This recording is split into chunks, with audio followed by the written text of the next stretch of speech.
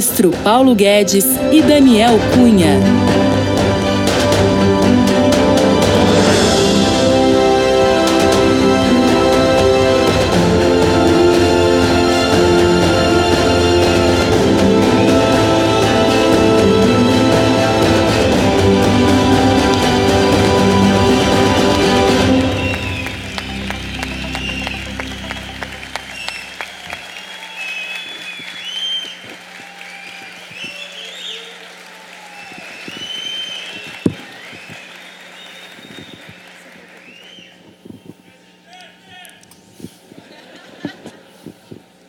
Boa tarde a todos, muito obrigado pela presença de vocês e um agradecimento especial ao nome de toda a XP.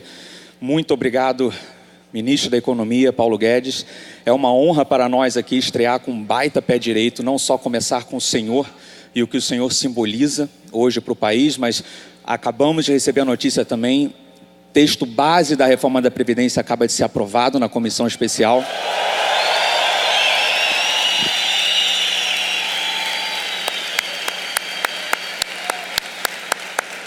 36 votos a 13, que vamos dar sequência. Ministro, um rápido parênteses, a última vez que eu estive contigo, 10 de abril desse ano, Nova York, precisamente o 100º dia de governo, e abri um bastidor daquele evento que a gente conseguiu fazer.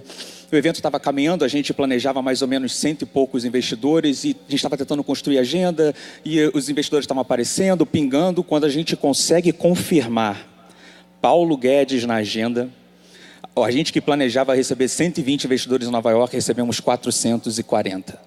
Então, para isso é uma prova do que o seu nome simboliza, do momento que o país está passando, do interesse, da expectativa que existe nesse momento de transformação do Brasil. A gente adoraria ouvir as suas palavras sobre o que foi esse primeiro semestre e os caminhos que o país está tomando. Muito obrigado. Obrigado. Eu vou lá.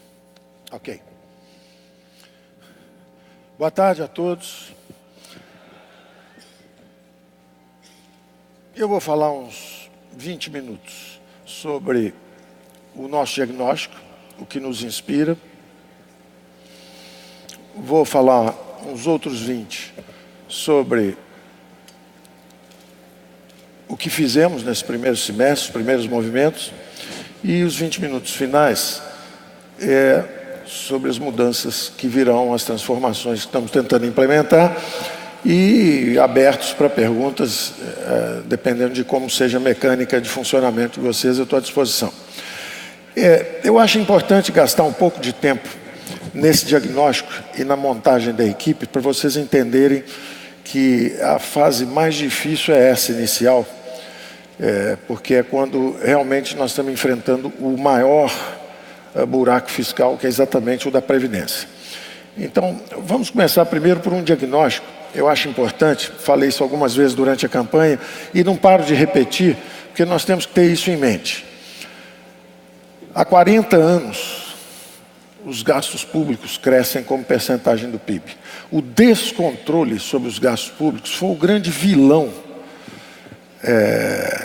dos males, das disfunções que a economia brasileira atravessou nos últimos 30, 40 anos.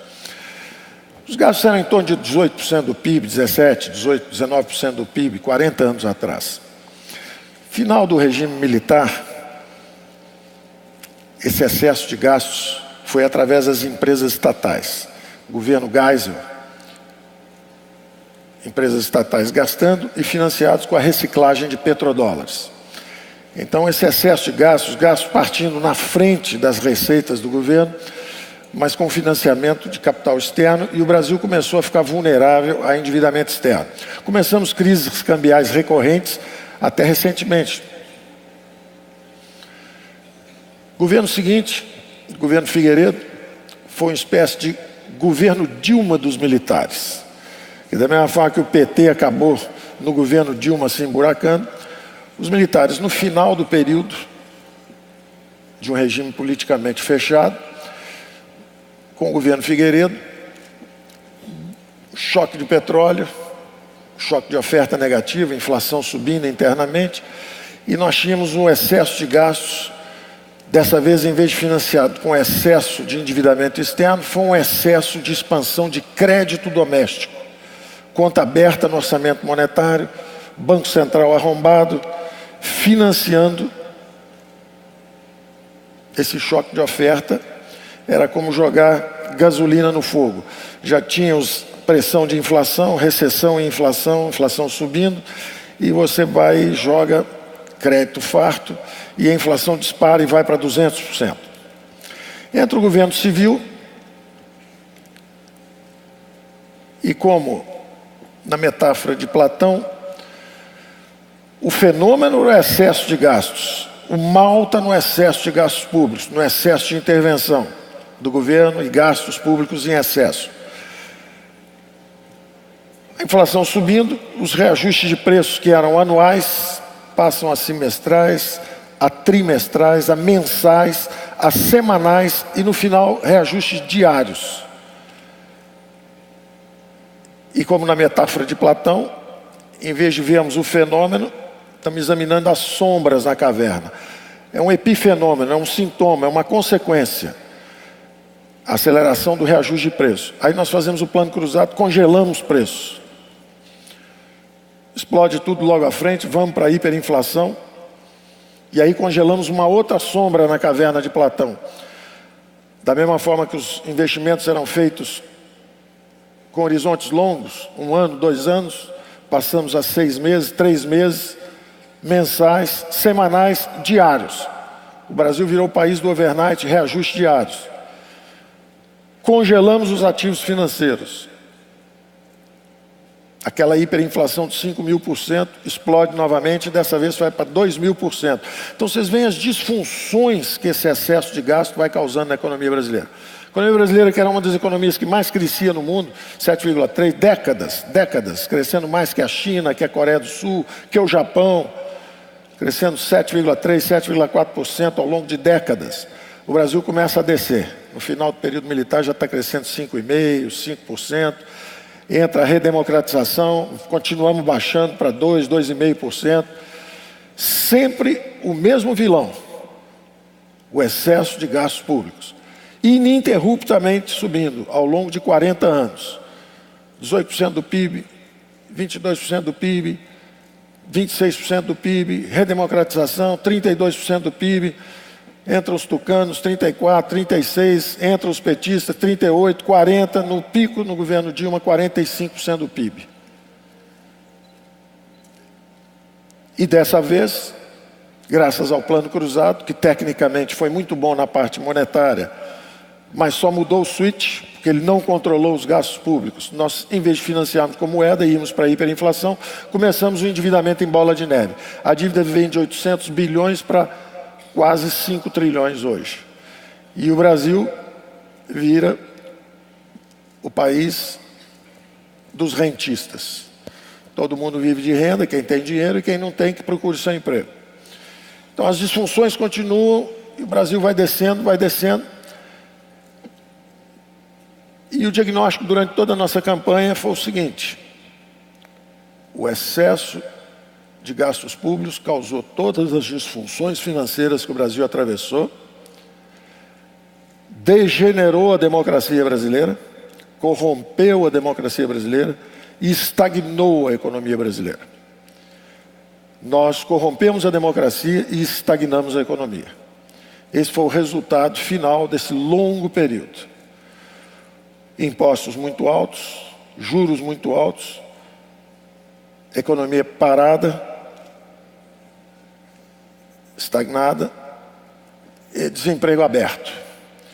Bom, vamos ficar pessimistas por isso? Não. Porque ao longo desse processo, uma história, um script se desenvolveu, que eu chamo de a dinâmica de uma grande sociedade aberta. O legislativo ficou independente, fez um impeachment à esquerda, depois um impeachment à direita, primeiro à direita, o Collor, depois um impeachment à esquerda com a Dilma. Quando o executivo tentou comprar essa sustentação parlamentar de um legislativo independente, despertou o poder judiciário, que prendeu os dois, quem comprou e quem vendeu sustentação parlamentar. Então nós somos uma democracia emergente, vibrante, e só pulávamos na perna esquerda da social-democracia. Agora temos uma aliança de conservadores e liberais, a centro-direita, que deve fazer mais ou menos o contrário. Se os impostos subiram, os impostos têm que descer. Se os gastos públicos subiam descontroladamente, eles vão ter que descer. Se os juros subiam pelo excesso de gasto do governo, você controlando os gastos, os juros vão começar a descer. E se o país acabou estagnado, nós temos que reanimar a economia brasileira. Sem truques, só com fundamentos. Montando a equipe, montando o governo, logo no início, havia muita incompreensão sobre a campanha, que vai ser campanha. Não, a campanha é ordem e progresso. São os conservadores e os liberais, centro-direita. Se o diagnóstico é o excesso de gastos do governo, vamos montar um Ministério de Economia, dando prioridades. De 1,5 trilhão que o governo gasta todo ano, crescente, 1,5 trilhão esse ano, crescente. Qual o maior componente de gasto? 750 bilhões, Previdência. É o buraco da Previdência, o buraco fiscal da Previdência. Criamos a Secretaria da Previdência, botamos uma equipe experiente, fizeram vários planos já, correções na Previdência anterior. Só que nós queríamos escapar desse modelo em direção ao modelo superior, um modelo de capitalização, em vez de um sistema de repartição. O sistema de repartição, ele destrói os recursos contemporaneamente. Você pega os recursos dos jovens, passa para os idosos, eles consomem. Só que eram 14 idosos, 14 jovens por um idoso, 40 anos atrás, quando eu era jovem. Agora, são 7 por idoso. E daqui a 40 anos, são 2 por idoso. Então o sistema é insustentável. Tem uma bomba demográfica. Ele vai explodir. Por isso nós tínhamos que atacar e colocar combustível suficiente. Daí a ideia de ser uma reforma de 1 trilhão. 1 trilhão são 100 bilhões por ano ao longo dos próximos 10 anos. E isso porque são 10 anos. Porque você jogar 20 anos, em vez de 1 trilhão de buraco lá na frente, pode chegar a 3 trilhões e pouco. Então, essa reforma que nós mandamos era uma reforma potente o suficiente para viabilizar um segundo passo, que seria a migração, a transição em direção ao regime de capitalização. Cada coisa de cada vez. O primeiro movimento agora era conseguir uma potência fiscal. A potência fiscal suficiente para tentarmos lá na frente de novo fazer um esforço de migrar em relação, de transição em relação ao regime de capitalização. Mas o mais importante é perceber as deficiências da antiga Previdência. Para sabermos as limitações e nos convencermos que nós vamos ter que migrar em direção à nova Previdência. O primeiro grande problema é esse, é a destruição dos recursos em vez da capitalização. Quer dizer, o país tem que levar recursos para o futuro. Se ele está levando promessas para o futuro de salários maiores, benefícios, pensões maiores, ele tem que levar também recursos para o futuro. O regime de capitalização faz isso, o regime de repartição não faz isso. O segundo grande problema da velha Previdência é o financiamento, é perverso. São os encargos sociais trabalhistas que oneram em quase 100% a mão de obra. Elas incidem sobre folha de pagamento, que é uma arma de destruição em massa de empregos. De 106 milhões de população economicamente ativa, quase 40 milhões não têm carteira de trabalho. Porque para empregar um brasileiro, um trabalhador, você tem que pagar o custo de 2. Então 40 milhões de brasileiros estão sem carteira de trabalho, sem emprego, e eles vão envelhecer e eles vão quebrar a Previdência lá na frente quando envelhecerem. Então nós não podemos ficar presos nesse sistema. O sistema não leva recursos para o futuro, o sistema destrói empregos aos milhões, 10, 20, 30, 40 milhões de empregos destruídos. O sistema é ineficiente na alocação de recursos, um sistema de capitalização, esses recursos teriam uma XP Previdência, que ia captar recursos no Brasil inteiro, aplicar esses recursos. E não são bancos, é uma indústria separada da indústria bancária, é uma indústria previdenciária, mandatada para levar os recursos para o futuro e alocar. Com mobilidade, ao final de cada ano, você pode transacionar. Tem muito em comum com o início da história da XP, que era de educação financeira, e é a missão até hoje, por isso o rápido crescimento e expansão. Cada jovem tendo o seu primeiro emprego, a ideia era isso, a carteira digital verde e amarela, ele, no seu primeiro emprego, ele começa a ser educado financeiramente, a se responsabilizar pelo próprio futuro, levar esses recursos para frente, a cada ano comparar a rentabilidade da caderneta dele com as outras. O governo garante o retorno mínimo, mas a gestão é descentralizada e numa indústria privada, que educa financeiramente, democratiza a poupança, acumula capital, transforma os trabalhadores em sócios do progresso e é a difusão do capitalismo popular. E é permitir que os jovens trabalhadores, também de baixa renda, possam gozar dos mesmos benefícios que os ricos, que é acumular o seu recurso a juros compostos, além dos investimentos em bolsa e etc. Quer dizer, os ricos capitalizam seus recursos, passam recursos de geração para geração.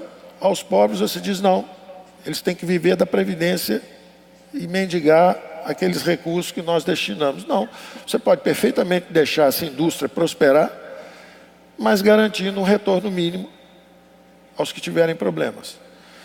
Então, em nenhum momento se abandonaria a solidariedade.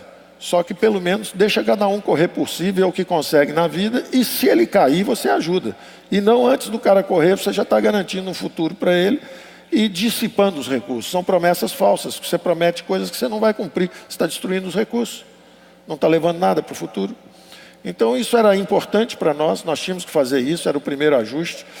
E montamos um grupo para fazer isso, super experiente. Estamos tendo apoio.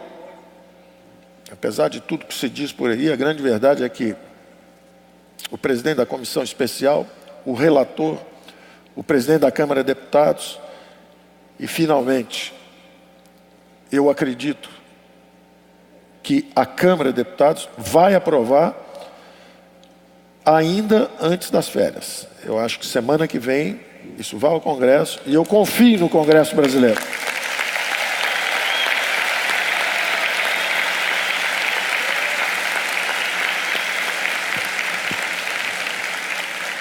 Eu confio no trabalho do Congresso brasileiro e acho que semana que vem nós teremos isso aprovado. Bom, esse era o primeiro e maior dos gastos. Logo depois, o segundo gasto é justamente o componente de juros, as despesas. E eu falei isso também algumas vezes durante a campanha. O Brasil gasta um plano Marshall por ano, 106 bilhões de dólares, 300 e tantos bilhões de reais, 380 bilhões de reais. Houve um ano em que nós chegamos a gastar 450 bilhões de reais de despesa de juros por ano. O que reconstruiu a Europa no pós-guerra durante 8 anos, 9 anos, 10 anos, uma década. O Brasil reconstrói uma Europa por ano sem sair da pobreza. O que é um absurdo.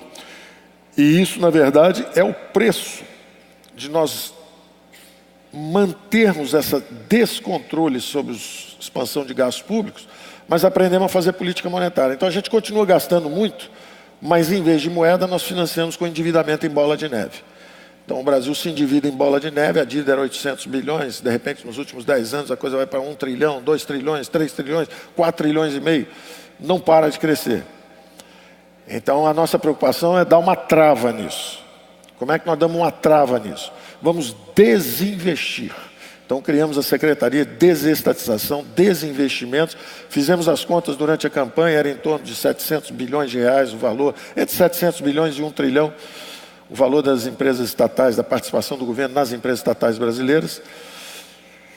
Hoje esse valor, graças à alta da Bolsa e tudo que acontece, que a gente também acreditava que ia acontecer, isso já está bem acima de 1 trilhão.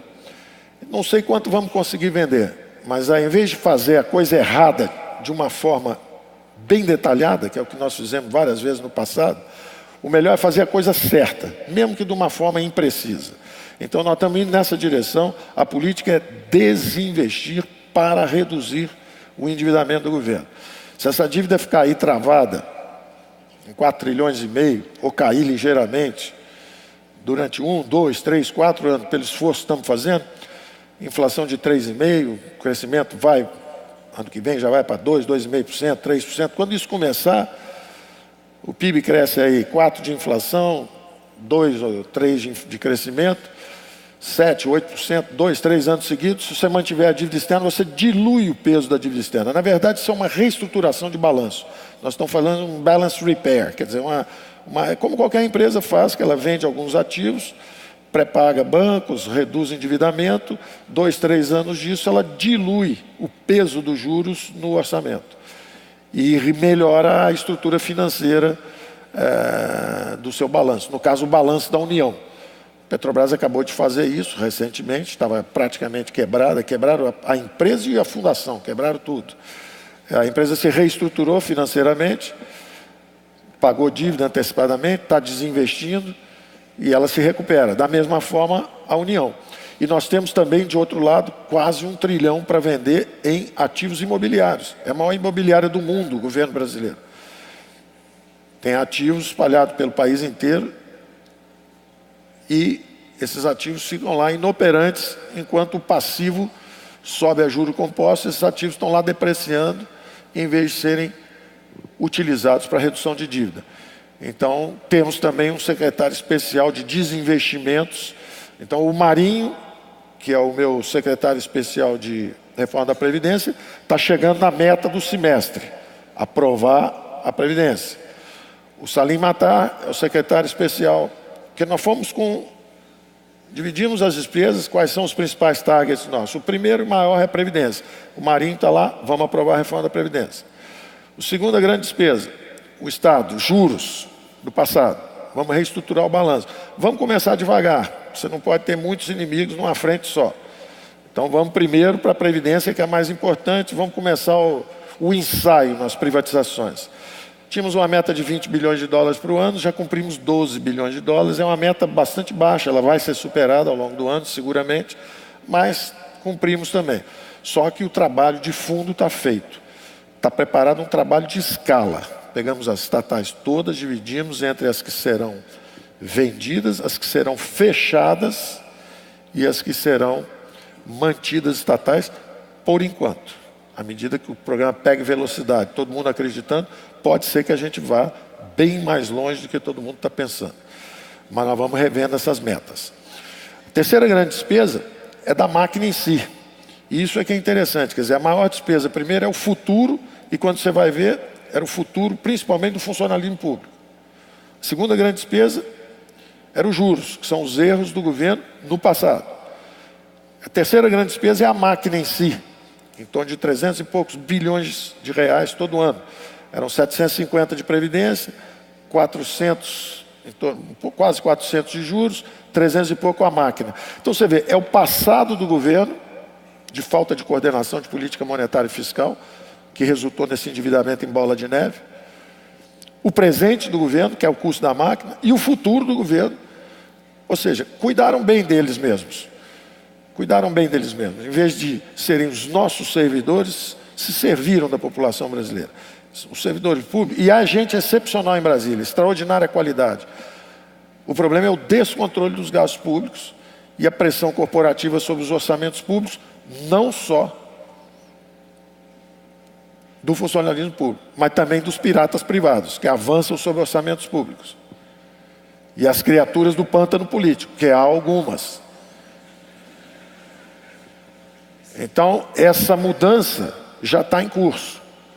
A mudança está em curso. O presidente chegou, entrou e mandou 2 grandes projetos. Um da lei anticrime e um da reforma da Previdência. Nós, setorialmente, dentro do Ministério de Economia, fizemos o primeiro movimento, a reforma da Previdência. O segundo movimento, preparar todo o programa de privatizações, que vai ser disparado agora, no segundo semestre. Acabando a reforma da Previdência, a gente começa a anunciar. O terceiro movimento é a administração da máquina pública e a reforma do Estado em si. A privatização é uma parte dessa reforma do Estado, porque durante o regime militar, o Estado surgiu sob a forma de grandes empresas estatais. Telebrás, Eletrobras, Siderbras, Petrobras, Portobras, Nuclebras. E eles fizeram a grande infraestrutura, os grandes investimentos de infraestrutura nacional. Quando você tem a redemocratização, é natural que você tenha o desafio de converter esse Estado, que eu chamava de hobbesiano, de Thomas Hobbes, que que é o Estado absolutista, forte, poderoso, ele manda, coordena, intervém sobre tudo. Você tem que transformar isso num Estado russoniano, do Rousseau, que é atender à vontade do povo. É uma democracia. Ela quer recursos para saúde, educação, saneamento, descentralização de recursos. Daí o nosso lema: mais Brasil, menos Brasília. Menos comando central, menos planificação, mais economia de mercado, mais recursos para estados e municípios, onde o povo vive. Esse recurso tem que descer. Se falta segurança pública,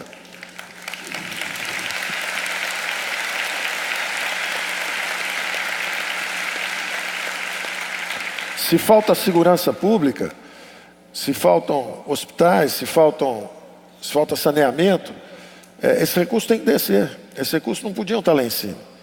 Só no Brasil, com essa centralização de recursos, poderia haver uma série de abusos que ocorreram. O presidente torce para um time, surge um estádio.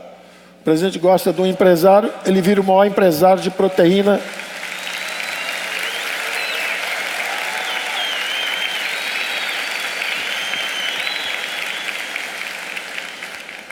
O presidente gosta do empresário, um banco público é capitalizado, esse dinheiro vai parar lá e de repente você tem a maior empresa de proteína animal do mundo.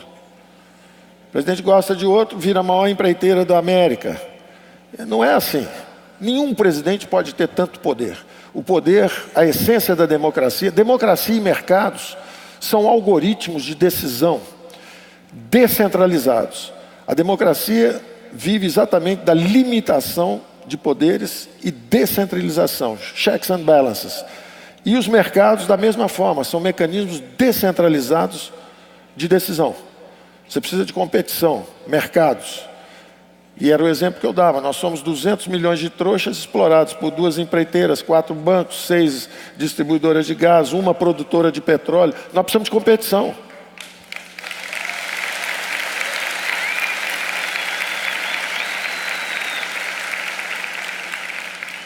A XP é um exemplo de inovação competitiva. Deu um calor em todo mundo que estava estabelecido no mercado. E está dando um calor em todo mundo estabelecido nesse mercado. Inovou, criou redes de distribuições, entrou no digital e descentralizou, inclusive, não só a educação financeira, mas como agora a democratização do ato de poupar e acumular e investir. Então é exatamente a mesma coisa que tem que acontecer no plano político. Nós precisamos limitar e descentralizar poderes. Uma outra secretaria importante, então essa transformação do Estado, ela envolve justamente acelerar as privatizações, desalavancar os bancos públicos, que foram ferramentas exatamente da estatização do mercado de crédito. Então, o banco público, um exemplar, que foi o caso do BNDES, botaram 500 bilhões lá dentro, alavancaram o banco deu dinheiro para Cuba, para Venezuela, deu dinheiro para Angola, para Congo, para todo mundo que não está pagando hoje. E mais alguns empresários. Tem lucro, claro, porque não perde dinheiro, tem garantia da União. Se Cuba não pagar, a União garante. Quer dizer, nós, pagadores de impostos brasileiros, garantimos. Então o que nós vamos fazer? Nós vamos desalavancar o banco. Vamos desalavancar, encolher o crédito público e ampliar o crédito privado. Nós queremos desestatizar o mercado de crédito. Então vamos reduzir, eles vão devolver o dinheiro para a União. A União botou dinheiro lá para fazer essas alavancagens, que nós não gostamos. Então nós vamos desalavancar, devolve o dinheiro para a União, reduz a dívida, em vez de ficar carregando financiamento para amigo, empresa campeão, ou para países com ideologias obsoletas, e à custa de acumulação de endividamento público. Então nós vamos desalavancar os bancos públicos, reduzimos agora levemente os compulsórios de bancos privados. Ao longo dos próximos anos, quanto mais forte for a moeda, mais nós podemos seguir nesse ritmo, e vamos desestatizando o mercado de crédito. O governo vendeu títulos da dívida, jogou os juros para a população brasileira lá em cima, capitaliza o banco público e dá dinheiro para os amigos lá embaixo. Nós vamos reverter o processo. Tira o dinheiro dos amigos, desalavanca o banco público, retira a dívida pública e os juros começam a se aproximar de novo. Então você vai tirando o subsídio do lado de cá e vai reduzindo a dívida do lado de lá para que o juro seja menor e parecido para todo mundo. Bom, o próprio BNDE vai entrar nas privatizações, vai entrar na reestruturação financeira de estados e municípios, vai ajudar a aceleração dos investimentos da PPI e vai ajudar em saneamento. São 2 ou 3 prioridades, 3 ou 4 prioridades, e essa é a função do banco público que a gente quer. A Caixa Econômica Federal, da mesma forma, uma potência, um império financeiro, da mesma forma está devolvendo dinheiro também para a União, em vez de dar dinheiro também no FI, FGTS, para empresas campeãs. Você pode cortar 10 bilhões que você mandou para um campeão, expande 3 bilhões o microcrédito. O efeito para o Brasil vai ser muito maior, milhares de pessoas vão ser bem atendidas, e um campeão vai ficar chumbado por aí pelo caminho, que o problema é dele, ele é que escolheu a avenida escura, ele é que vai sofrer de falta de luz ali na frente. E nós temos que fazer justamente o desvio dos recursos para onde a sociedade aprovaria. Bom, esses bancos públicos, então, a função deles está muito bem delineada também. Uma outra secretaria importante, que vocês viram o efeito agora, foi justamente uma das outras diretrizes que nós queríamos desde o início. O presidente, durante a campanha, falou, olha, nós não vamos ficar aí no Mercosul. O Mercosul, que está com a Venezuela é no norte, a gente chama isso de Mercosul, isso é uma aliança política, isso é uma gaiola política, isso é uma prisão cognitiva, isso não é uma organização econômica interessante para nós. Então, logo que nós entramos, conversamos com os argentinos, falamos, olha, nós não vamos ficar em torno de uma ideologia obsoleta.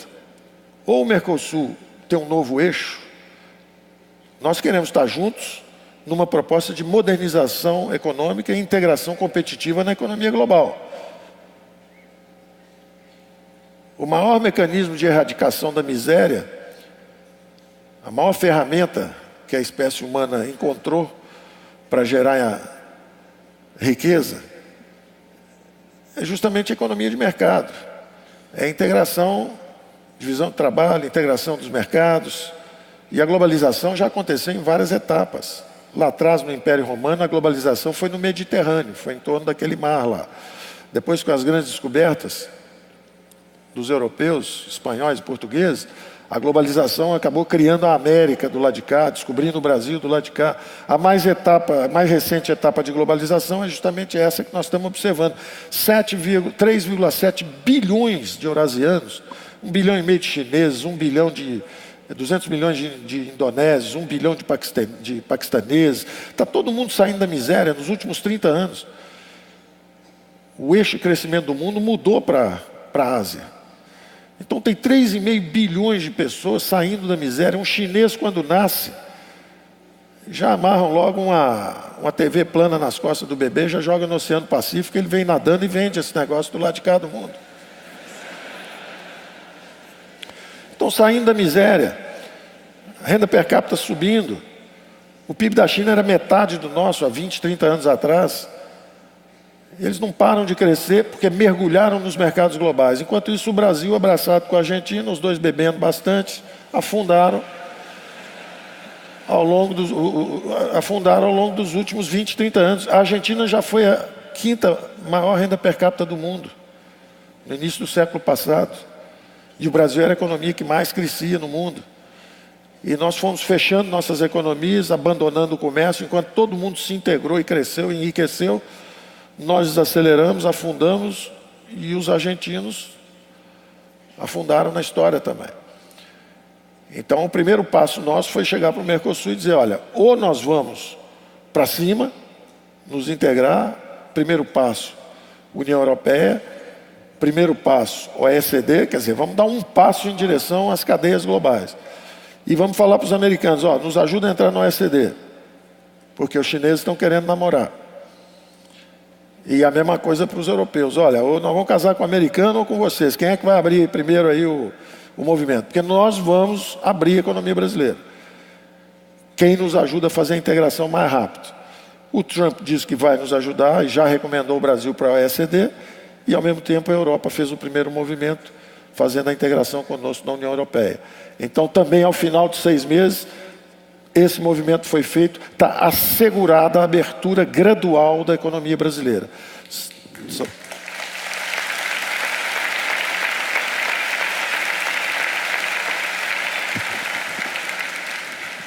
Ao longo dos próximos 2 anos e meio, é o tempo que leva para acertarem todos os acordos, nós já começamos essa convergência, daqui a 2 anos e meio o processo disparou e está garantido que o Brasil começou a grande integração competitiva.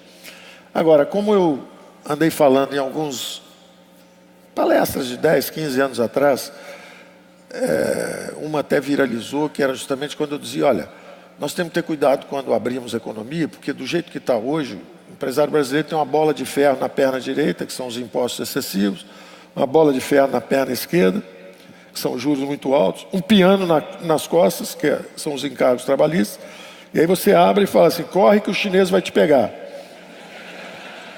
É maldade, nós não vamos fazer isso. Então nós temos aí 2 anos justamente para simplificar os impostos, reduzir, eliminar os impostos.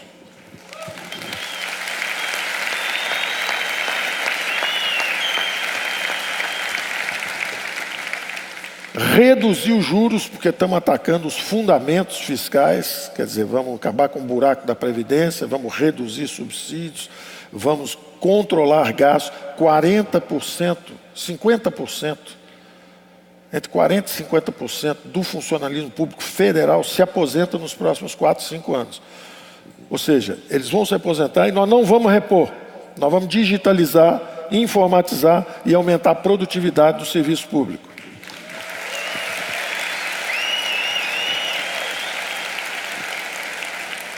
O ideal, quando você for tirar um passaporte ou fazer um registro no INSS, primeiro é que seja digital. E segundo, você tenha 3 sinaizinhos. Um verde, um amarelo e um vermelho. Você foi bem atendido? Botou vermelho, final do ano tem aumento para ninguém, tem aumento de salário, tem bônus, tem nada.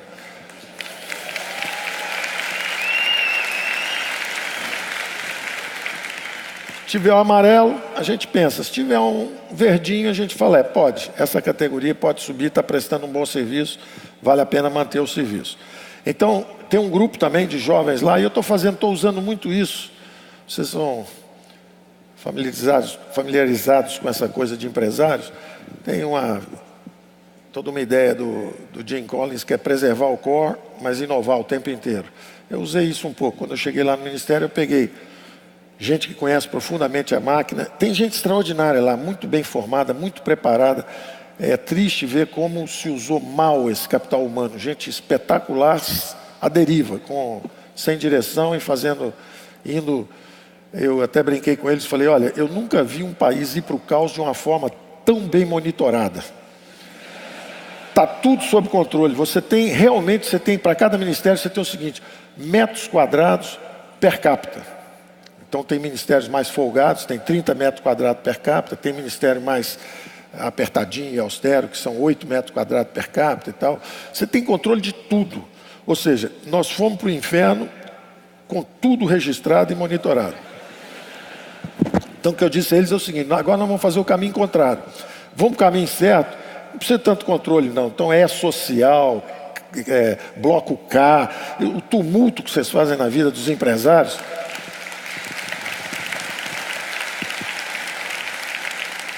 Eu vi galpões com esse pé direito, mas menores, evidentemente, indo ali até a 11ª fila, daqui até lá no final, de empresas brasileiras dizendo, isso aqui é o que eu preciso para depositar todos os documentos que a Receita Federal pede para mim. Isso é o que eu preciso. E isso aqui é o que eu tenho lá nos Estados Unidos, para fazer a mesma coisa. É uma sala com 3 pessoas. Quer dizer, isso é um absurdo. 6, 7 meses de trabalho, advogado, uma opção de coisa, para satisfazer o servidor público. Em vez de ser o contrário, ele nos servir, simplificar, nos atender bem.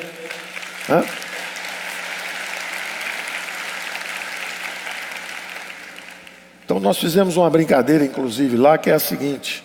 É uma brincadeira que acabou pegando e virou coisa séria, que é o seguinte, o George Washington foi o primeiro presidente americano, perguntaram, como é que o senhor quer que chame o senhor? Aí ele virou e falou assim: Mr. President, não tem negócio de Vossa Excelência. Lá em Brasília, nos primeiros dias, você ia à posse de um, à posse de outro. A nominata levava 15 minutos. Vossa Excelência, Excelentíssimo, Digníssimo Senhor, não sei o quê. Vossa Excelência, como se fosse uma corte. Não é uma corte, são servidores públicos.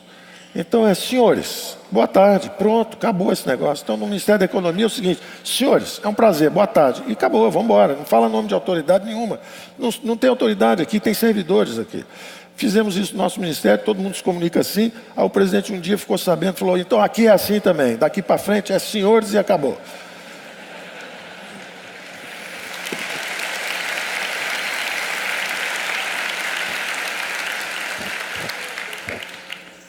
Estou morando no hotel, porque eu cheguei para o Salim e falei: onde é que eu vou morar aí? Ah, não, tem uma casa para você ali. Não, não vou morar não, vende a casa logo.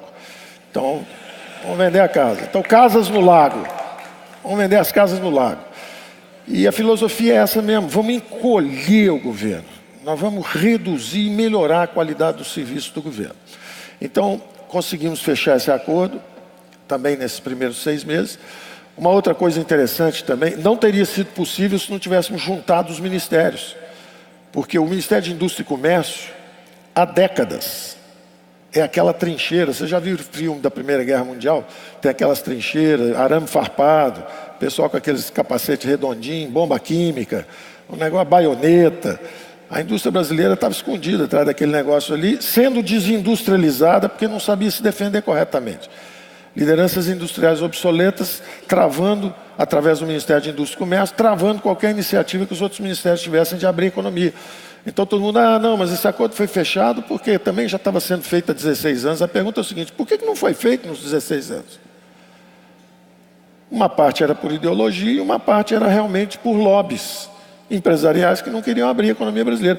Agora, para cada mau empresário ou má liderança industrial, há dezenas, centenas de bons empresários, bons industriais que querem essa integração competitiva. Apenas querem a redução do custo do Brasil. Logística, impostos, esse negócio todo. Então nós vamos fazer isso e eles estão a favor dessa abertura, estão nos apoiando muito. E os poucos que lutaram contra essa fusão dos ministérios, para a gente poder... Porque antigamente era o seguinte: metade estava tocando música clássica e metade tocando axé.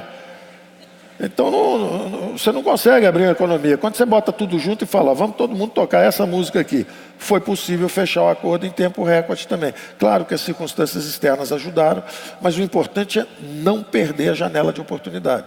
A janela abriu, nós entramos e fechamos um acordo que estava parado há 16 anos, que garante essa abertura gradual. Então agora vem também os outros 2 aspectos, né? Precisamos reduzir o custo de infraestrutura. Nós tivemos o que nós chamamos tecnicamente de um crowding out. Quando o governo gasta muito, pressiona os juros sobem, você expulsa o investimento privado. Nós expulsamos o investimento privado. E o investimento público, que era de 15% do PIB em infraestrutura, foi descendo e hoje está a 1,5% do PIB. Então o setor público parou de investir porque quebrou, e o setor privado foi expulso pelos juros altos, foi expulso do mercado de infraestrutura. O que nós vamos fazer agora? Nós vamos abrir esses mercados justamente com as concessões, com as privatizações e com os contratos de infraestrutura que nós vamos fazer. E vamos fazer o que nós chamamos tecnicamente do crowding in. Nos próximos 10, 15, 20 anos, é o investimento privado que vai construir a infraestrutura brasileira. Porque o investimento público, o governo quebrou. Quem quebrou foi o governo, não foi o setor privado. O setor privado brasileiro está pronto para decolar, está todo mundo olhando e esperando. O setor público está quebrado. Então agora eles descansam um pouco. Jogaram muito, correram muito, suaram bastante. Vai para o banco agora, fica um tempinho lá, deixa a turma entrar em campo e vamos fazer esses grandes investimentos em infraestrutura. Isso está vindo lá de fora. Eu tenho feito poucas reuniões até com o setor financeiro por isso, porque eu não quero muita correria. É até bom, tem muita gente descrente, isso é bom que nos dá tempo para trabalhar. Em vez de convencer a turma para entrar, empurrar o dólar para baixo rápido, nada disso. Estamos conversando com o setor real. Bilhões e bilhões de investimento querendo vir de fora e virão nos próximos meses e próximos anos, justamente para fazer esse crowding in de infraestrutura, de logística. Estamos quebrando monopólios importantes de cabotagem. O minério de ferro vai para a China, vira aço, chega no Nordeste, 30% mais barato que o minério de ferro que vira aço no Brasil e sobe para o Nordeste. Porque tem também Da mesma forma que tem cartéis, oligopólios para todo lado, tem também na cabotagem. Então o custo de transporte é caríssimo. Quando entramos para a União Europeia, fizemos esse acordo, quebramos esse cartel. Então agora vai ter competição, vai baixar drasticamente esse custo de transporte e o Brasil começa a reduzir esse custo de logística.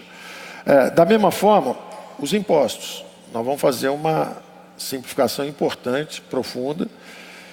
Não vamos fazer nenhuma aventura. Estão falando, mas as propostas são diferentes, porque a Câmara isso, a Câmara aquilo. Não. Lá na frente encontra todo mundo e que vença o melhor. Se eles têm um projeto, mas isso é bom. Imagina, o projeto estão parado há 18 anos lá sobre reforma de impostos. Agora só porque nós temos uma. Esse projeto foi reavivado e vai andar em alta velocidade. Excelente, nós queremos o bem do Brasil, nós não queremos autoria de nada. Nós queremos que o Brasil melhore.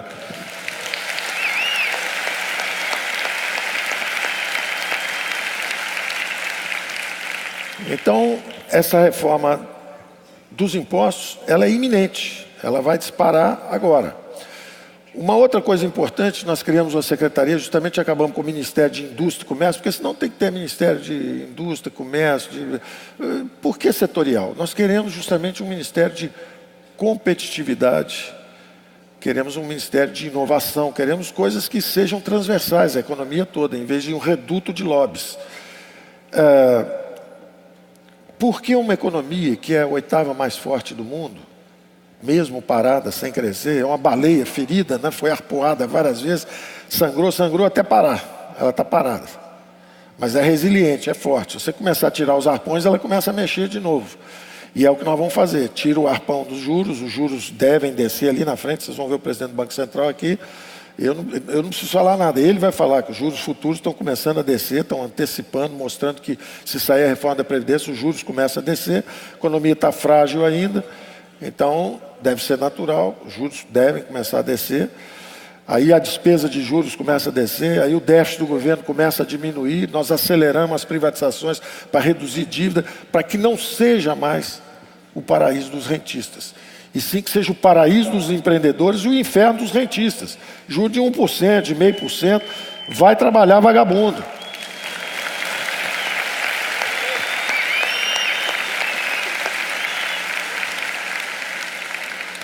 Então, nós estamos bastante convencidos que estamos no caminho certo, equipe super motivada.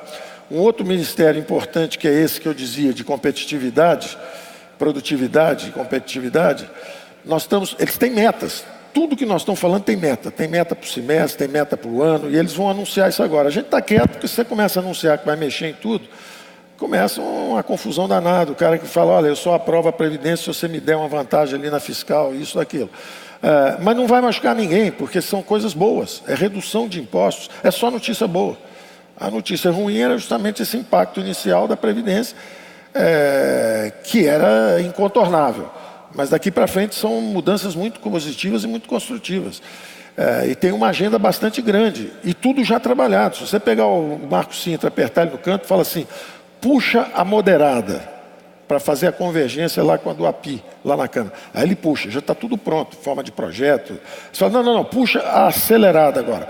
Vão para o pau. Bota aí, engrena a turbinada. E vai puxar a outra, que é bem mais simplificadora, mas tem um pouco mais de risco. Se o país estiver crescendo um pouco mais rápido, você pode fazer isso, porque a arrecadação já está subindo.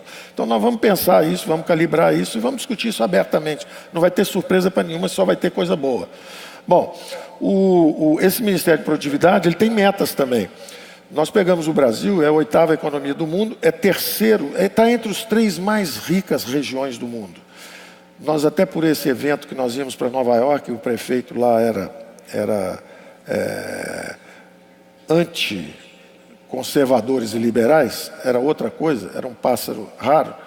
Ele resolveu não receber, porque é um absurdo isso, né? Uma cidade que recebe ditador do mundo inteiro, tem lá ONU, todo mundo já foi lá, guerrilheiro, traficante de droga, todo mundo entra aí, um presidente da República do Brasil vai ser hostilizado por um prefeito? Ridículo, o sujeito não tem noção.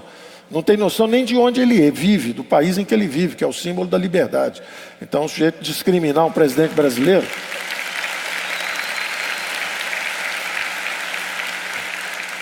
é um tonto, é um bobão. Foi ótimo, porque nós fomos parar em Dallas.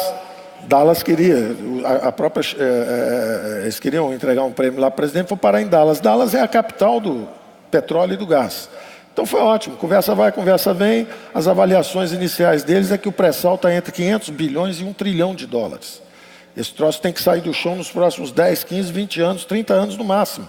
Porque depois vem um carro elétrico e isso aí virou graxa. Só vai sujar sua mão, virou fóssil, não serve para nada. Então o nosso desafio é tirar isso do chão o mais rápido possível e transformar em cérebro, transformar em educação. Esse dinheiro sai do pré-sal, vai para um pacto federativo, descentraliza e vira educação para o povo brasileiro espalhado pelo país inteiro. Esse é o desafio conceitual.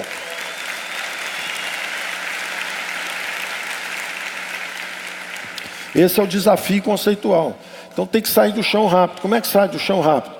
Aí vem a novidade. Vem o choque da energia barata. Nós vamos fazer o seguinte. Isso vai anunciar, nós vamos anunciar em mais 5, 6 dias. Talvez semana que vem ou na semana seguinte, nós estamos anunciando esse choque, que é o seguinte. Por um lado, a Petrobras se convenceu que realmente ela tem que mergulhar no pré-sal. Em vez de ficar brincando de vender gasolina, de BR distribuidora, fazer isso aí, é um problema. Eu não mando nada na Petrobras. A Petrobras é uma empresa maior, adulta, vacinada. Só que o presidente da Petrobras, um cara preparado, sentou lá, olhou para um lado, olhou para o outro, falou: eu vou concentrar no meu core business, que é furar o petróleo, furar e tirar o petróleo lá do pré-sal. Em vez de ficar com um posto de gasolina ali, um pedaço vocês não têm ideia do portfólio dessas empresas. Então o presidente entrou, já vendeu Passadina logo, que era um símbolo da confusão, depois vendeu isso, agora vendeu a TAG. Isso nos deu um problema, aparentemente era um problema, porque um juiz do Supremo votou contra a privatização da TAG. Isso foi ótimo, porque aí criou jurisprudência, nós fomos conversar com todos eles, e de novo, eu confio na dinâmica de uma sociedade aberta, centros de inteligência descentralizados. Então, um juiz pode decidir isso, mas quando você botou, em vez de ser monocrática, quando passou a ser julgamento de todos, o que eles falaram? Evidentemente que você pode vender essas subsidiárias, não tem problema. Não pode vender. Como é que uma empresa vai competir com as outras se ela, para fazer qualquer coisa, ela tem que avisar o mundo inteiro: olha, estou pensando em vender, me dá uma autorização. Não funciona esse troço. Então o resultado foi espetacular. Porque não só a Petrobras faz o caixa para furar o petróleo que ela quer furar lá no pré-sal, como ela também estimulou a competição quando vende redes de distribuição de gás. Porque ela estava com monopólio. Nós estamos quebrando 2 monopólios. Esse choque de energia barata vai quebrar 2 monopólios. Tem um monopólio. Para vocês terem uma ideia, BTUs, é o British Thermic Unit, é 1 milhão de metros cúbicos de energia termoelétrica. Esse troço custa 12, 13 dólares no Brasil, e o Brasil tem gás natural e custa 12, 13 dólares. O Japão, que não tem, e a Europa, que não tem, consegue comprar por 7 dólares. Quer dizer, no Brasil custa 12. O Japão não tem recursos naturais. O Japão é um negócio pequenininho, nasce um japonês, o outro cai dentro d'água. Não tem recursos naturais. Teoricamente, o custo devia ser altíssimo para chegar esse gás lá, porque ele é importado da Rússia. Bom, por 7 dólares eles têm resolvido o problema nosso. Aqui são 12, 13 dólares. E nos Estados Unidos, que tem o gás natural, são 2 a 3 dólares. Então é um absurdo estar no preço que está no Brasil. Então nós estamos estudando, entrou todo mundo nisso, entrou o CAD para chamar a atenção da Petrobras e falar: olha, venda e vamos quebrar esses monopólios. Entre os governos de estados, os governos de estado, por exemplo, o governo do estado do Rio de Janeiro já assinou conosco o termo de conduta e o acordo comercial. Aí vem os privados, tipo a Vale do Rio Doce, e fala: olha, eu compro 20, 30 anos de energia a um preço mais baixo do que esses 14. Eu consigo comprar 20, 30 anos. Quando ela dá uma garantia de compra de 20, 30 anos, surge um empreendedor que fala: eu vou construir os dutos. Se eu já tenho energia vendida há 30 anos, eu construo os dutos. Então, já esse acordo já está sendo feito. Estamos trabalhando há meses também nisso, enquanto falam que nós não temos programa, nós não temos nem tempo para explicar, nós estamos trabalhando. Então, vem aí o choque do petróleo, vem aí o choque da energia barata, que deve ser anunciado em mais 4, 5, 6 dias, que já envolve um governador, e aquele negócio, o ótimo é inimigo do bom. Tem gente que propõe o seguinte: vamos chamar os 26 governadores, vamos coordenar, chamar os 26 governadores para fazer a reforma da Previdência. Não deu, não houve acordo. Da mesma forma, vamos agora mandar para o Congresso a reforma do Bernardo Api, que é muito bom, um técnico respeitável, muito bom, eu gosto dos trabalhos dele. Mas a pergunta é o seguinte: por que ela está parada há 18 anos? Porque é difícil conseguir acordo dos 26. Então, em vez de ficar esperando acordo 26, vem cá, o governador Witzel, você do Rio de Janeiro, tem petróleo ali na beirada e o pessoal queima o gás. Você quer deixar licenciar para o pessoal, para o gás entrar, e você abre mão do seu monopólio na distribuição? Porque o que causa o preço caro do gás é justamente porque tem um monopólio na produção, na produção e na distribuição do gás. Se você quebrar os dois monopólios, a competição derruba o preço nos dois segmentos. Então, o governador falou: eu quero. Você quer virar o Texas? Em vez de estar aí quebrado, quero virar o Texas. Então, deixa investir, vamos quebrar o monopólio.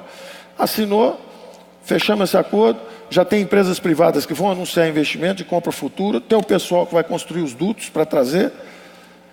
E vamos embora. Esse acordo começa a funcionar, vem um outro governador correndo, o Dória lá já falou: eu quero também.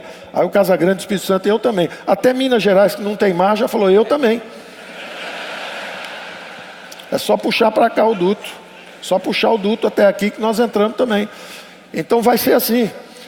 Nós vamos, no Brasil, com esse negócio de regular, você tem mais regulador do que regulado. Você cria agência antes de existir o agente. Não tem ninguém ainda explorando o negócio, você já quer controlar o negócio. Fecha um acordo com um, fecha com dois. Os Estados Unidos criaram tudo isso sem regulamentação. Eles criaram a regulamentação depois que o negócio surgiu.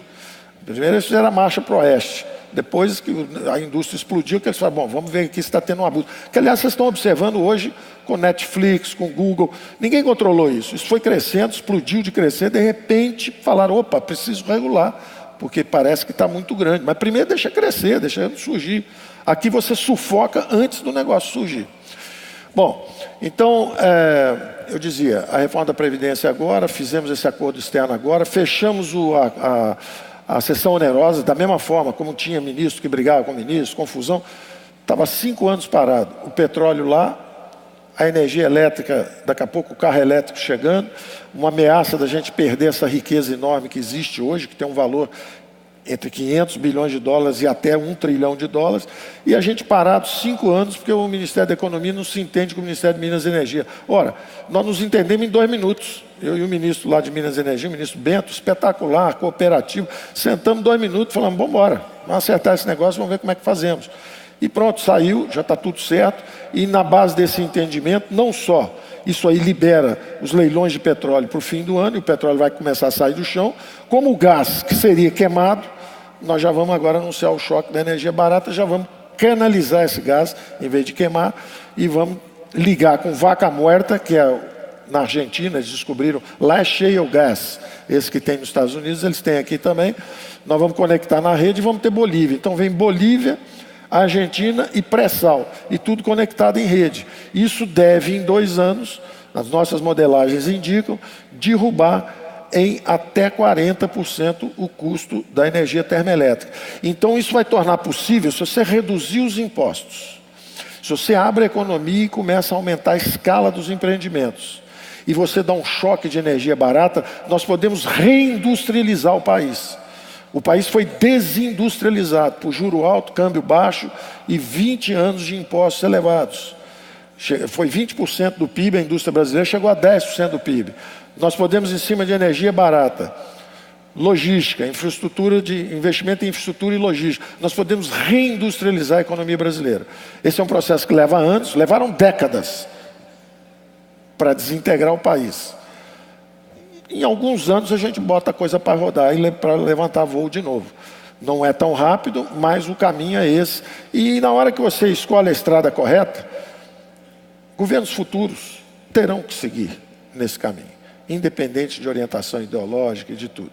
né? Então, você fazendo a coisa certa, a coisa começa a andar, ninguém mexe com aquilo. Então, eu estou muito confiante no Brasil, porque eu acredito que esse momento é um momento de aperfeiçoamento de instituições.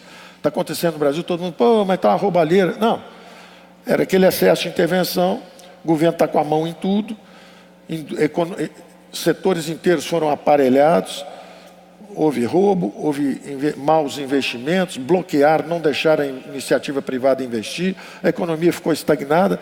Ora, o resultado disso foi esse clamor popular, a eleição em busca de uma ruptura com esse modelo, entram essas ideias novas e isso começa a empurrar o Brasil de novo para o trilho. E ninguém consegue tirar, e ficam as heranças dos acertos.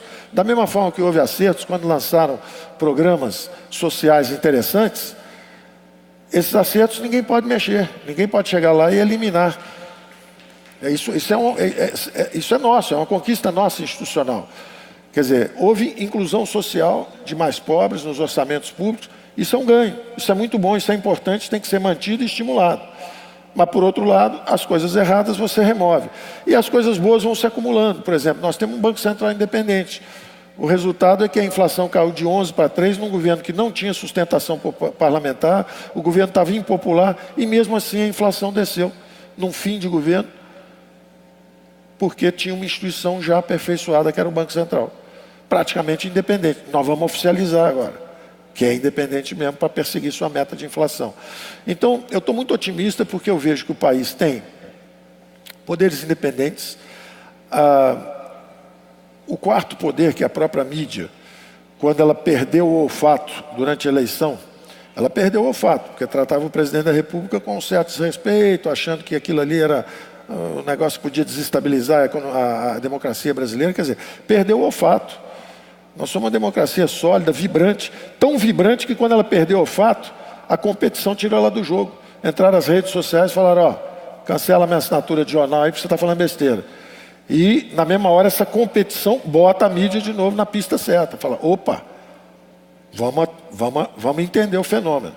Entender o fenômeno, apoiam a pauta econômica, o resultado está aí. Quer dizer, vem o Congresso, vem a mídia, vem o povo na rua, vem isso tudo, e a coisa é aprovada.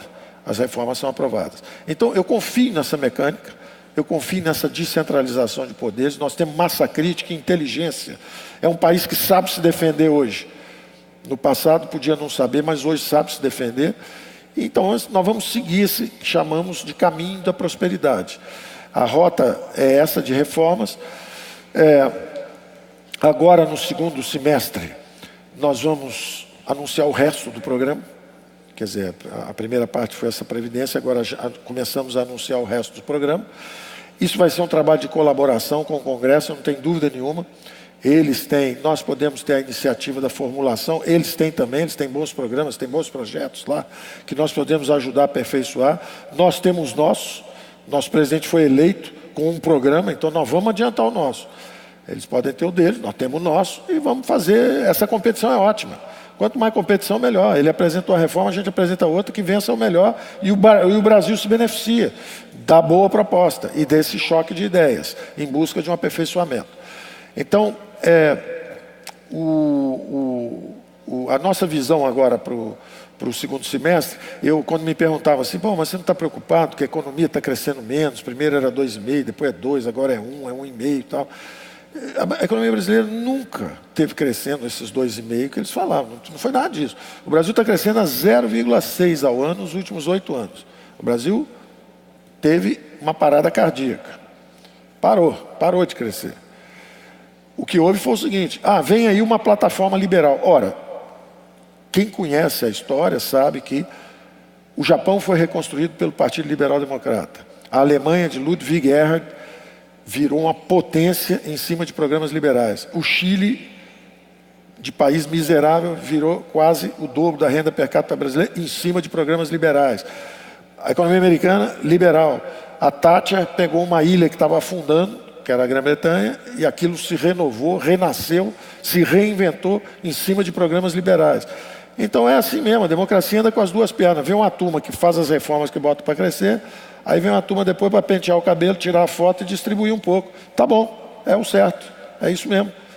Você caminha com as duas pernas. Uma você solta os mercados mais eficientes, começa a criar riqueza, e a outra vai aparando as arestas. Quem ficou para trás a gente incorpora. E essa síntese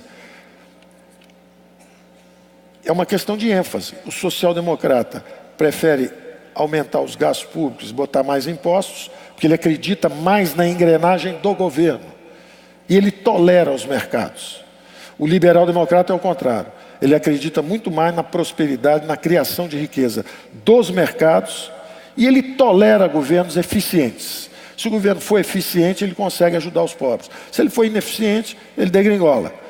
Então, essa crença entre o liberal-democrata e o social-democrata, essa diferença de crença, um acredita mais nos mercados, o outro mais nos governos, isso é saudável, dá um equilíbrio para a economia. Evidentemente, eu sou um liberal-democrata, eu quero o lado de cá. Eu estou há 30 anos olhando para o lado de lá, esperando a hora da gente poder fazer alguma coisa. A hora chegou. Nós vamos tentar fazer o certo e acho que merecemos algum apoio.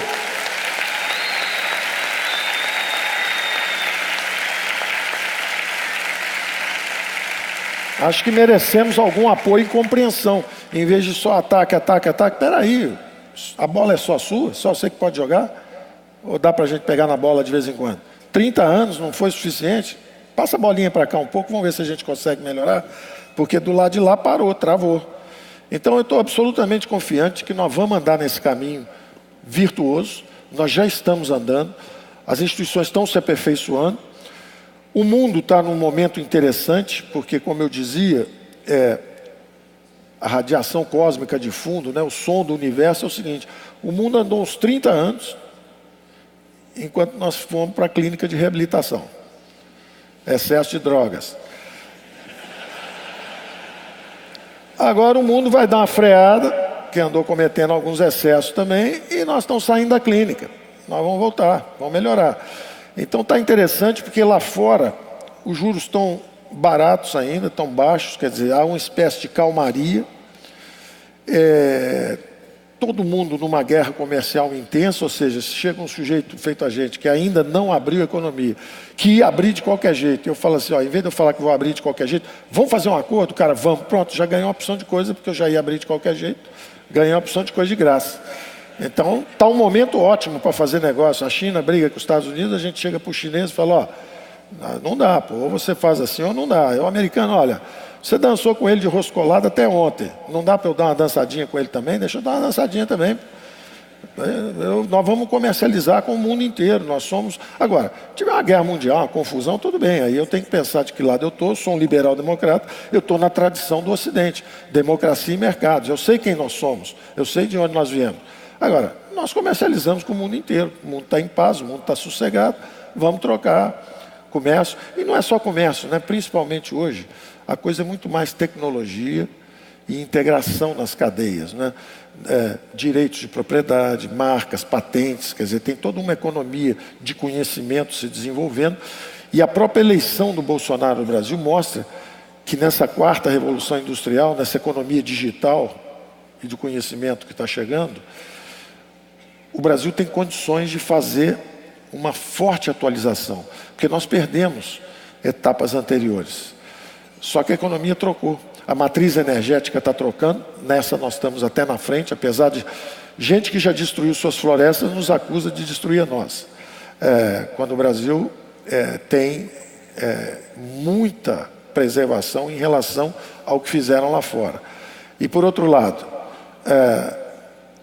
essa emergência dessa economia digital, o brasileiro anda com esse instrumento móvel aí, mobilidade de informação, que são esses iPhones, todo mundo o tempo todo com esse negócio. Então nós podíamos já estar como a China, usando isso como se fosse cartão de crédito, usando isso como se já fosse... Todo mundo faz pagamento, faz tudo por aí. Então vem uma revolução financeira, eu sei que a XP está pensando nesses termos também, vem uma revolução financeira por aí, vem uma modernização rapidíssima, e o brasileiro gosta de usar e gosta de inovar nessa área. Então nós temos condição de fazer realmente uma atualização dos nossos modelos, tanto do ponto de vista de matriz energética, a gente está na frente do resto do mundo, como também do ponto de vista digital, do ponto de vista de uso. O brasileiro é um usuário frequente desses novos sistemas. Todo mundo quer entrar, todo mundo quer fazer negócio conosco. Então nós vamos usar justamente esse fato de ter... Estamos fazendo várias aproximações nessa base. Por exemplo, Israel. Israel é muito inovador, mas não tem mercado. Então eles inventam coisas extraordinárias, mas não tem mercado. E nós temos um mercado enorme. Então nós podemos, olha, testa o seu negócio aqui. Se ganhar mercado é bom para os dois, é um ganha-ganha. Então nós estamos fazendo várias aproximações dessa forma, com países que estão evoluídos estrategicamente, em vez de fazer aproximação baseada em ideologias obsoletas, ficar trocando figurinha com o venezuelano, nós e a Venezuela trocando figurinha para ver quem é que é mais atrasado. Pô, vamos negociar com gente que é mais avançada, vamos aprender, vamos nos aproximar deles, vamos oferecer o nosso mercado para receber inovações tecnológicas, investimentos e também o comércio. Então, nós estamos a 6 minutos do final de tempo que eu tenho aqui. Eu não sei se as perguntas são um tempo extra ou se a gente já dedica esse tempo para as perguntas. Eu fico por aqui com um pedido de engajamento dos senhores. Primeiro, um agradecimento, porque eu vejo que há um apoio maciço nas ruas, nesses movimentos, sempre, e um movimento construtivo, não é xingando ninguém, é pedindo. As mobilizações são pacíficas, o povo vai para a rua, canta coisas. Eu nunca vi isso. 1 milhão de pessoas na rua pedindo, querendo uma reforma de 1 trilhão, não sei o quê. Isso é um negócio de doido, nunca aconteceu isso antes no mundo. O sujeito ia falar assim, olha, pode fazer uma reforma, pode cortar a minha previdência futura, porque eu acho que isso é melhor para o país. Isso é um sinal de maturidade extraordinário, um sinal, entendeu? Eu sou do tempo em que você falava, vamos segurar um pouquinho os gastos do governo. Despejavam óleo quente, pedra, passeata, tudo para matar o sujeito que está propondo consertar o país. Então hoje eu vejo isso com muita alegria, de ver o envolvimento da população de uma forma pacífica, ordeira, um esforço de participação. Vejo que os mais jovens estão super esperançosos e apoiam essas mudanças. Acho que tem uma geração mais velha, que é a minha geração, que de certa forma desistiu do país. Mandaram recursos para fora, não acreditam mais, acham que o Brasil é muito complicado. Por isso que nós temos essas metas de o Brasil sendo uma das economias mais ricas do mundo, do ponto de vista de recursos naturais. Qual é o obstáculo? Por que uma das 3 economias mais ricas do mundo em recursos naturais, por que ela não é uma economia dinâmica? Por que o povo ainda não saiu da pobreza? A resposta é o seguinte, é uma prisão cognitiva. É uma prisão cognitiva, que nós somos prisioneiros de ideias obsoletas, atrasadas. Então, na hora que nós nos libertarmos disso, nós vamos saber transformar essa riqueza financeira, essa riqueza material, em prosperidade para todos. Nós estamos muito próximos disso. Eu percebo esse amadurecimento da população quando eu vejo a forma das manifestações. Não tem violência, não tem nada, são só exortações à participação. Isso funciona. Todo mundo que olha isso se sente mais tranquilo para votar a favor de reformas, de coisas que são modernas e vão ajudar o Brasil. Então eu estou super otimista, poderes independentes, a mídia entendendo, a mídia social incontrolável, esse negócio varrendo por aí, botando uma competição forte também no establishment, que é a mídia convencional dizendo, olha, na economia nós estamos de acordo, na outra nós vamos examinar caso a caso. Tudo bem, é do jogo. Se você em costumes e princípios. E isso é uma revolução no Brasil também, porque o Brasil estava elegendo muita gente com bons princípios, com bons modos e péssimos princípios. Tinha muita gente com bons modos, educada, etc., mas com péssimos princípios. E de repente vem um cara que todo mundo fala que ele tem maus modos, mas tem ótimos princípios. Eu tenho convivido com o presidente, eu não vejo 1 milímetro de comportamento dele que fosse, a não ser uma ingenuidade ou outra, numa coisa ou outra, assim, tipo assim, não, mas não dá para ajudar aquilo ali, não, como agora o negócio da presidência, pô, dá para ajudar aqui, não sei quem, o presidente, é o Congresso que está com a reforma, agora é o jogo que segue, bola com eles é que vão aprovar esse negócio lá. Mas assim, o senso de justiça, o senso de correção, de acabar com corrupção, de fazer a coisa certa, é uma determinação do homem. O homem tem força de vontade, tem apetite, blindou os ministros para fazerem o que tem que ser feito. Se de um lado parece que está carente na coordenação política, na verdade isso é um problema de comunicação, um código de comunicação. Tinha uma forma de comunicação no Congresso, tem uma outra forma chegando, não houve ainda essa acomodação, a coisa ainda está balançando. Mas no final vai dar certo, porque os congressistas também foram eleitos e têm bons propósitos. Tem uma ou outra criatura do pântano que ainda vive no Paleolítico, né? Mas tem muita gente querendo acertar, e eu sou testemunha disso. Essa aprovação que os senhores estão vendo agora é uma comprovação dessa tese de que a maioria lá quer botar para funcionar. A maioria quer botar para funcionar. Então eu agradeço a vocês e jogo aqui no ar um ar de esperança. Eu acho que o Brasil realmente vai mudar e vai mudar para melhor. Nós estamos muito próximos disso.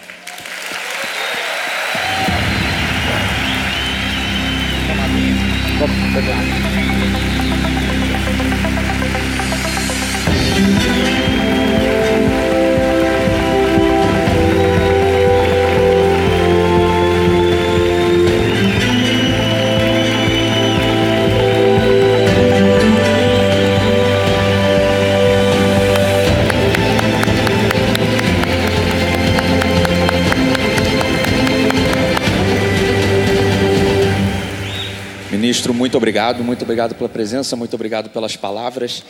Ainda tem 2 minutos aqui no relógio, vou usar. Recebíamos muitas perguntas aqui da plateia, mas se me permite reverberar uma frase que eu peguei do discurso, eu acho que ela é muito importante. Eu confio no Congresso.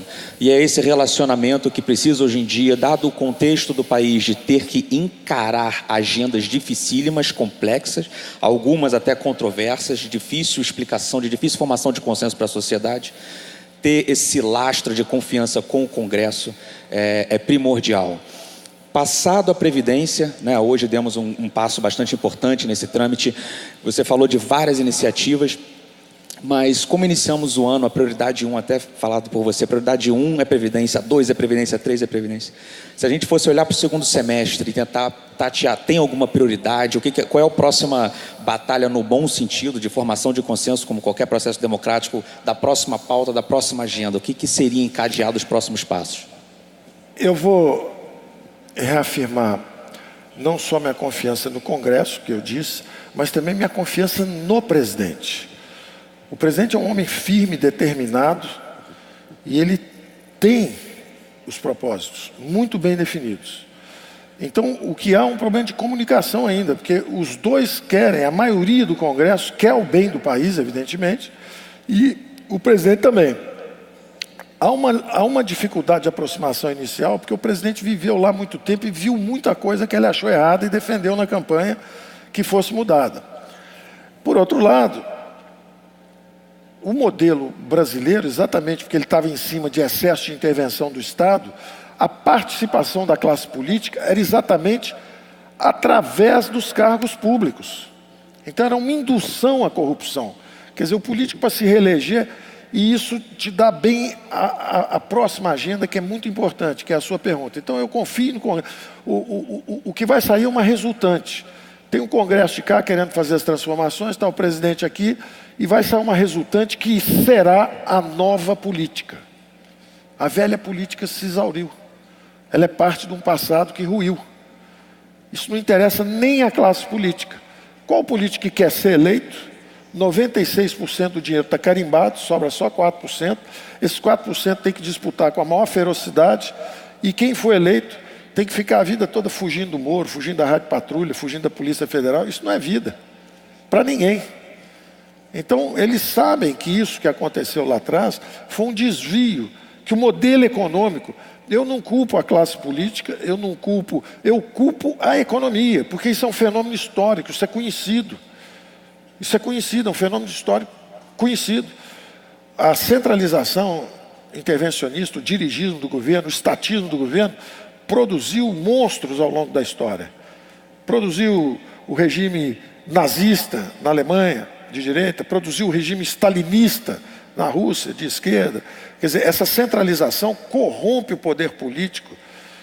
O poder corrompe, todo poder corrompe. O poder absoluto corrompe absolutamente. Então, não é razoável que esses recursos todos estejam lá em cima, como eu dei aquele exemplo. Eu gosto de 2 países socialistas, o dinheiro vai para lá. Eu gosto de um empresário, o dinheiro vai para lá. Eu gosto de um time de futebol, o dinheiro vai para lá. Não existe isso. Isso é um modelo perverso. Então a classe política entende isso, todo mundo está alinhado. E a pergunta é o seguinte: como é que a gente muda isso? E esse é o grande desafio. Então nós vamos entrar esse segundo semestre com 2 grandes eixos. Um que eu acho que vai prosseguir na Câmara de Deputados, que é justamente a reforma tributária. Esse aí, a Câmara já deu um passo à frente, nós vamos chegar com o nosso, e ali vai começar a ferver esse assunto que tem tudo a ver justamente com a modernização, a redução de impostos, a simplificação e botar a economia brasileira para crescer de novo. Só que para o Senado, a nossa ideia é levar o Pacto Federativo. O Pacto Federativo, na versão mais radical, é a seguinte: todas as despesas estão desobrigadas, estão desobrigadas, desvinculadas, desindexadas, todas as despesas de todos os entes federativos. Quer dizer, isso na verdade é devolver à classe política o controle sobre orçamentos públicos. Mas não é só orçamento, é o orçamento e as responsabilidades, as atribuições. Porque hoje é muito dramático. Hoje o sujeito é prefeito, literalmente, prefeito de Porto Alegre, conversando com o prefeito de Porto Alegre. Ele fala assim: eu não controlo nada. Os gastos, os salários estão todos indexados, as despesas estão todas obrigatórias, está tudo. Eu estou esperando só o dia que eu vou ser enquadrado numa lei de responsabilidade fiscal, num negócio desse qualquer, porque eu não tenho o que fazer. Eu estou aqui manietado. Então, quando você desindexa, desobriga, desvincula todas essas despesas, você está devolvendo para a classe política a razão de sua existência. O político, na verdade, é um cara que é eleito, nos representa, ele vai lá, ele é que tem que manobrar esses orçamentos públicos. E não o dinheiro todo carimbado por uma Constituição que já tem 30 anos, o dinheiro está todo carimbado e ele fica ali completamente sem função, esperando ser apedrejado, ser preso, uma coisa desse tipo. Não, ele tem que assumir a responsabilidade. Se é prefeito, decide. Você quer segurar o salário 3 anos? Ou você prefere dar um aumento de salário e cortar o investimento em saúde? O que você prefere fazer? Escolha. Agora, nós vamos dar os recursos também. Nós vamos dar as atribuições, as obrigações, a responsabilização, mas nós vamos dar os recursos também. Está aqui o dinheiro do pré-sal. Sai o dinheiro, 70% para estados e municípios, no tempo, vamos aumentando a proporção deles, e 30% do governo federal. O Brasil é uma pirâmide de cabeça para baixo. O dinheiro está todo em cima com o governo federal e lá embaixo não tem nada. É o inverso do que é uma federação de verdade. Você chegar nos Estados Unidos, primeiro chegaram lá os peregrinos, primeira coisa, faz uma escola, faz uma igreja, faz um hospital, bota a polícia na rua, organizar as comunidades. Agora tem que fazer uma estrada de uma cidade para outra. Bom, aí cria o Estado, é a segunda instância. Pô, agora os ingleses estão brigando conosco, porque teve o imposto sobre tabaco, nós nos revoltamos contra o tabaco, contra o imposto de tabaco, vamos brigar com os ingleses. Cria a esfera federal, o governo federal. Então é uma sociedade feita de baixo para cima. O Brasil, ao contrário, começou capitania hereditária e o rei falando: olha, vocês 3 ficam com isso, vocês 2 com aquilo. Ele foi feito de cima para baixo. Então, lá embaixo falta tudo e aqui em cima é tudo abundante. Tem corte, tem estádio onde não precisa, nem time de futebol tem. Tem lugar onde não tem time de futebol e tem estádio para 60 mil pessoas, quer dizer, é um absurdo. Então, o que nós vamos fazer é o seguinte: nós não vamos mexer no que existe para não derrubar o que está aí. Nós temos que respeitar o que está aí. No sentido de não queremos derrubar a indústria brasileira. Agora, nós temos que reverter o processo, que era desindustrialização, nós vamos reindustrializar. Da mesma forma, estados e municípios. Daqui para frente, o dinheiro que sair do chão, nós vamos jogar para estados e municípios a fatia maior e para a União a fatia menor. Então, nós vamos controlar lá em cima a federação e deixar os estados e municípios cada vez mais se responsabilizarem. E aí é uma tarefa extraordinária, é uma agenda extraordinária para a classe política. Eu, quando converso isso lá, converso com o TCU, converso com a ministra do Supremo Tribunal Federal, as conversas são extraordinariamente produtivas, porque eles entendem que é hora de fazer isso. O presidente Dias Toffoli, por exemplo, do Supremo, virou e falou o seguinte: olha, nós podemos ir para a história fazendo isso. A gente vai dormir no Brasil e vai acordar na Alemanha, ou vai acordar nos Estados Unidos, com a classe política realmente assumindo o controle desses orçamentos, mas também as responsabilidades. Então, de um lado, das despesas, você tem o poder de travar ou acelerar. E do lado das receitas, começa a chegar recurso para você. Então você tem mais recursos, agora assuma a responsabilidade e enfrente as eleições tomando as suas decisões. Os TCEs, que são os Tribunais de Controles Estaduais, em cumplicidade com os governadores, quebraram os estados. Quer dizer, Minas Gerais foi quebrada miseravelmente. Quebraram Minas Gerais, quebraram o Rio Grande do Sul, quebraram o Rio de Janeiro. Aí os governadores que entram são representantes do povo, acabaram de ser eleitos, não tem um tostão. Enquanto isso tem ministro lá na esplanada andando de um lado para o outro com um sacão com 70 bilhões, o outro com 50 bilhões. Está errado esse negócio. Então nós temos que diminuir a importância. Quem é o ministro das Finanças da França? Quem é o ministro das Finanças da Alemanha? Quem é o ministro das Finanças da Suíça? Se bobear, os Estados Unidos são mais conhecidos, mas se bobear tem gente que também não sabe quem é o ministro da Fazenda dos Estados Unidos. Agora, no Brasil todo mundo sabe, está errado esse troço. Os ministros têm que ser... O nosso trabalho vai terminar quando os ministros forem desimportantes. É o secretário de estadual, é o secretário de energia, é como nos Estados Unidos. É o secretário de energia, é o secretário do tesouro, o secretário de... Esses são desimportantes. Quem faz essa alocação de recursos é a classe política. Aqui no Brasil o cara não tem função, aí fica pensando besteira, não tem nada para fazer o dia inteiro, fica pensando besteira. Agora, você jogar um orçamento nele e falar, ó, você é responsável por isso. E ó, se fizer isso, vai preso, se fizer aquilo, isso, aquilo. Então, esses orçamentos têm que ser devolvidos à classe política. Então, nós ficamos durante 30 anos com o dinheiro carimbado. Não critico a Constituição de 88, porque durante 20 anos tinha sido só infraestrutura. Quando os constituintes chegaram e falaram, vamos carimbar o dinheiro agora para saúde, educação, etc. Carimbaram aquele negócio todo. Hoje está ridículo. Hoje tem cidade no interior de São Paulo, o prefeito de uma cidade me dizia o seguinte, nós éramos 5, 6 irmãos. As famílias tinham 5, 6, 7 irmãos. O interior de São Paulo progrediu, ficou, todo mundo enriqueceu, melhorou, etc. As famílias hoje têm 2 filhos. Só que você é obrigado a gastar em educação X. Então o prefeito falou o seguinte, para não ser preso por irresponsabilidade fiscal, eu troco de uniforme 6 vezes por ano. Eu fico trocando de uniforme, fico comprando besteira para poder gastar esse dinheiro. Enquanto isso, falta ambulância. Então o dinheiro está todo carimbado. Tem 280 fundos com dinheiro carimbado. Junto uma criatura do pântano político, 2 piratas privados e um burocrata corrupto, eles se juntam e criam um fundo lá. Aí eles já morreram, já foram embora, já roubaram, já mudaram para Bessarabia e o fundo está lá. E o dinheiro carimbado. Mas tem que descarimbar isso e botar isso na corrente. Isso tem que circular. E devolver isso para a classe política. Então, essa agenda é a agenda que vai ser seguida. Respondendo a sua pergunta, a Câmara de Deputados, nós vamos jogar para lá para dentro a coisa da reforma tributária, e no Senado nós vamos jogar o Pacto Federativo, que eu acho que vai ser uma agenda belíssima, porque falta 1 ano e pouco para a eleição, eles têm 1 ano e pouco para conversar sobre a distribuição de recursos. E isso torna o Brasil... Nenhuma crise no Brasil vai durar mais de 1 ano, 1 ano e meio. Hoje, todo mundo quer gastar e fica lá o ministro da Fazenda, ou o secretário do Tesouro, todo mundo tentando segurar o gasto. Que aquilo é um óleo quente, ladeira abaixo, e o ministro da Fazenda lá embaixo, com o óleo descendo quente, e é muito difícil. E aí um combate à inflação leva 2, 3 décadas, foi o nosso combate à inflação. É uma destruição de tempo, gerações são perdidas, está cheio de engenheiro que virou chofé de Uber por falta de obras públicas, ou falta de infraestrutura. Então é um absurdo isso, uma perda de capital humano, uma perda de tempo, é um desastre.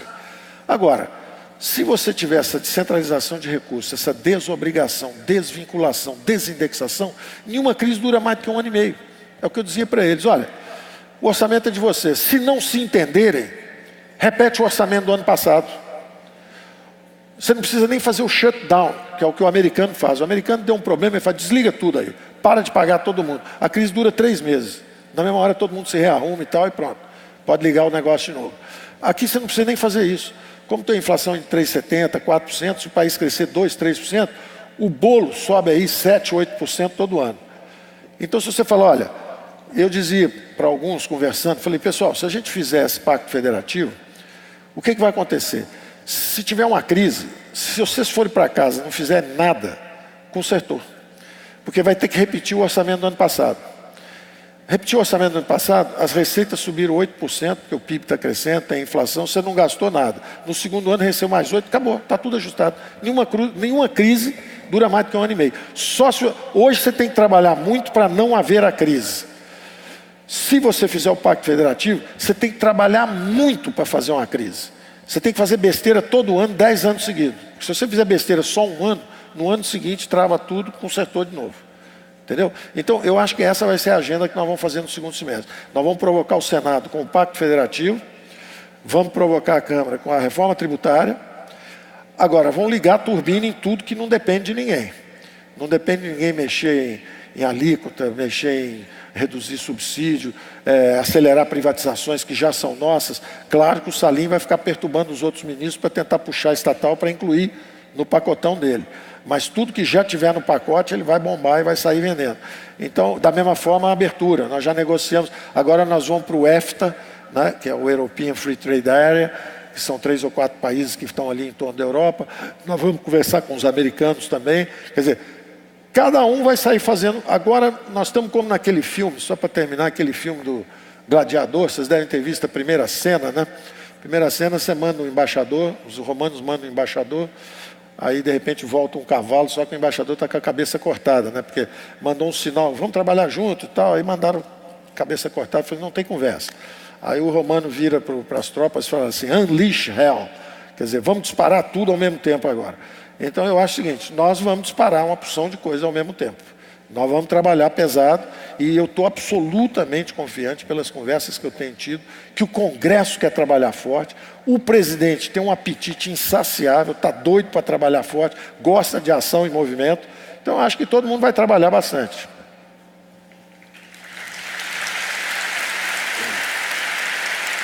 Ministro, gostaria de passar mais algumas horas aqui, mas infelizmente o nosso tempo está esgotado. Em nome da XP, em nome do Brasil, muito obrigado. Senhoras e senhores, Obrigado, Ministro da Economia, Paulo Guedes. Bom, viu? Muito obrigado. Viu?